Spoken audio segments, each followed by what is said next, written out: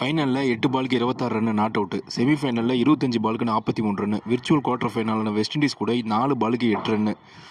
இது மூணும் ரொம்ப ரொம்ப ரொம்ப ரொம்ப குரூஷியலான இன்னிங்ஸு. இதை விட்டு பார்த்தீங்கன்னா சிஎஸ்கே லாஸ்ட்டாக ஐபிஎல் கப்பு அடித்தப்ப ஃபைனலில் 21 பாலுக்கு 32 ரன் நாட் அவுட்டு.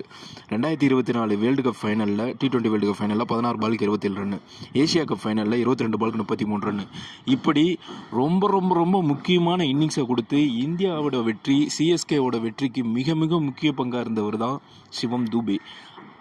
அதாவது அவருடைய அந்த performance last 2 years 3 years performance பார்த்தீங்கன்னா ரொம்ப பெருசாலாம் இருக்காது, ஆனால் ரொம்ப ரொம்ப ரொம்ப ரொம்ப முக்கியமானது. டீம் ஸ்போர்ட்டாக இந்தியா அந்த கப் அடிச்சிருக்கு. அதில் அந்த டீமில் ஒன் ஆஃப் த மெயின் பில்லரை வந்து சிவம் துபே தான். அதுவும் கிளச் மூமெண்ட்டில் கிளச்சாக விளையாடி செம்மையாக பெர்ஃபார்மன்ஸ் பண்ணியிருக்காரு. சிவம் துபேக்கு தனியாகவே ஒரு பாராட்டு விழா நடத்தலாம், அந்த மாதிரியான பெர்ஃபார்மன்ஸ் இருக்குது. Cheers Dubey, continue the same.